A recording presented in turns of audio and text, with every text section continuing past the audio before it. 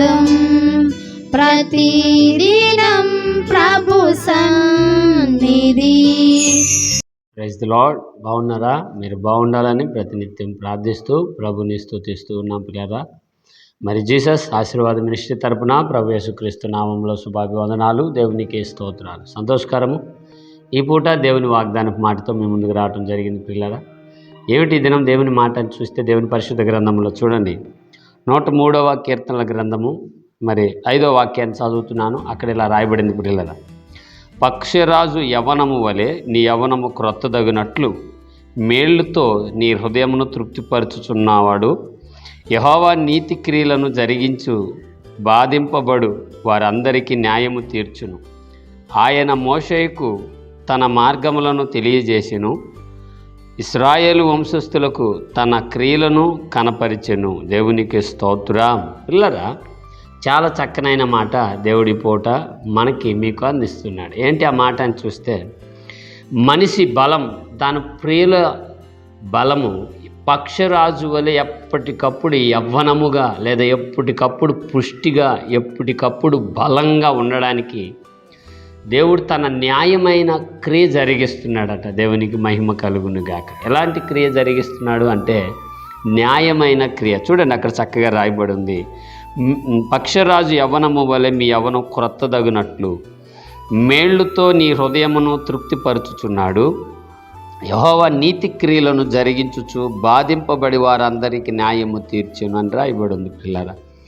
మోషేకి ఆజ్ఞాపించినటివి ఇశ్రాయేలు జీవితంలో జరిగించబరచబడుతున్నటివి ఇక్కడ వాళ్ళ హృదయము పుష్టి కలిగి అని మాటను ప్రస్తావిస్తూ ఉన్నాడు. మీరు గమనించండి, ఒక మనిషి దృఢంగా ఉండాలన్నా, సంతృప్తి కలిగి ధైర్యంగా ఉండాలన్నా ఏమండి, హృదయంలో భారం ఉండకూడదు. మనం అంటూ ఉంటాం, ఏంట్రా కలతగా ఉన్నావు మనిషివి అని మాట్లాడినప్పుడు వాళ్ళు అంటారు, ఏదో కొన్ని సమస్యలు ఉన్నాయా అని చెప్పినప్పుడు మనం అంటాం, ఏం కాదు ధైర్యంగా ఉంటూ అన్నీ చదువుకుంటాయి అన్న మాటలు మనం కూడా కొందరికి ప్రోత్సాహకరంగా మాట్లాడినట్లు చూస్తుంటాం సమాజం మీద. అయితే ఇక్కడ రాయబడిన మాట ఏంటి అంటే, హృదయము పుష్టి కలిగి ఉంటుందంట, తృప్తి కలిగి ఉండడానికి గొప్ప మేళ్ళు చేస్తాను అంటున్నాడు. మరొక దేవుడు కూడా ఏమండి, మోషే గారితో దేవుడు మాట్లాడుతూ, పక్షిరాజు తన పిల్లలను రెక్కల మీద మోయినట్లు ఇశ్రాయేలులను నేను మోసితిని కదా అన్న మాటలు దేవాతి దేవుడు మాట్లాడినట్లుగా బైబిల్ గ్రంథంలో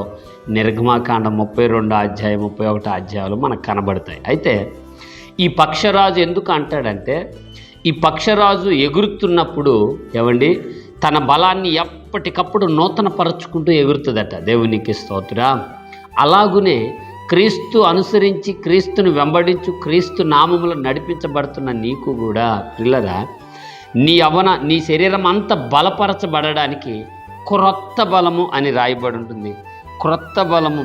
పక్షరాజు యవ్వనము వలె నీ యవ్వనము క్రొత్తదగినట్లు మేళ్లతో నీ హృదయమును తృప్తిపరచుచున్నాడు. ఎవరాయన అంటే ప్రభు యేసుక్రీస్తు వారు అని మనం అనుకోవచ్చు. పిల్లరా, దేనికని కృంగిపోతున్నావు, దేనికని వెనకబడుచున్నావు, దేనికని ఆ బలాన్ని పుష్టి కలిగి ఉండలేకున్నావు అంటే నీ మీదున్న భారమే కానివ్వండి, సమస్యలే కానివ్వండి, ఇబ్బందులే కానివ్వండి, ఏమండి జరుగుతుందో లేదో, చేయగలనో లేదో అనుకున్న నీ అనాలోచన తలంపులే కానివ్వండి, ఖచ్చితంగా దేవుడు అంటున్నాడు, హృదయమును తృప్తిపరిచే మేళ్లతో నేను దర్శిస్తాడట. దేవునికి మహిమ కలుగును గాక. మరి ఏ పరిస్థితుల్లో ఈ వాగ్దానం వీక్షిస్తూ దూరాన సమీపాన ఉన్న ప్రియ సహోదరి సహోదరులారా, క్రీస్తునందు నీ బలము ఎప్పటికప్పుడు యవ్వనమాగునట్లు మనమేం చేయాలి? ఆయన చేస్తాడు, ఓకే మంచిదే, ఆయన చేయుటకు శక్తి కలిగిన వాడు, కరెక్టే.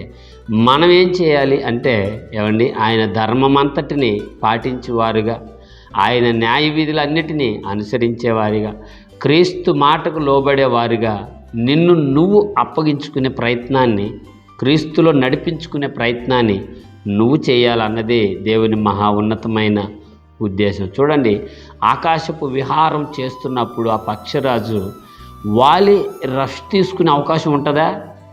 కాసేపు ఎక్కడన్నా ఏమండి మాట్లాడే ఇంకో పక్షితో పలకరించే అవకాశం ఉంటుందా? ఉండదండి.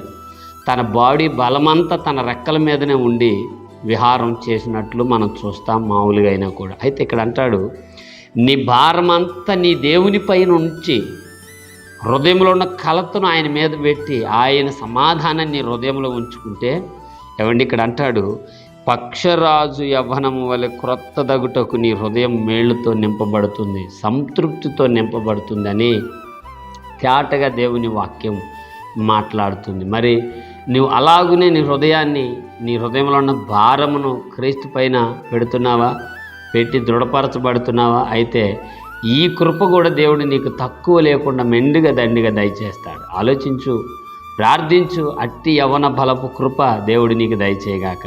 ఆమేన్. ప్రార్థన. పరిశుద్ధుడైన మా తండ్రి, మీకు వందనాలు, స్తోత్రాలు. ఈ వాగ్దానం వీక్షిస్తున్న దూరాన సమీపాన ఉన్న నీ ప్రియ పిల్లలను మీరు దర్శించి బలపరచండి. నా ఇదిగో పక్షరాజు యవ్వనము వలె నీ బలము కూడా యవ్వనముగా బలముగా ఉండునని, మేళ్లతో కృంగిన నీ హృదయాన్ని తృప్తిపరిచి ధైర్యపరిచి భుజము తట్టి నడిపించుటకు నీ ప్రభు నీ కొరకై కలువరిని ప్రాణం పెట్టి తిరిగి లేచున్నాడని మీరు మాట్లాడినందుకు మీకు స్తోత్రాలు. ఇటు సంఘాన్ని, కుటుంబాలను మీరు దర్శించమని, వీక్షిస్తున్న వారితో మీ సన్నిధిని తోడించి మీ నామాన్ని మహిమ తెచ్చుకున్నామని పరిశుద్ధుడైన యేసు నామములో ప్రార్థన చేయుచున్నాను తండ్రి.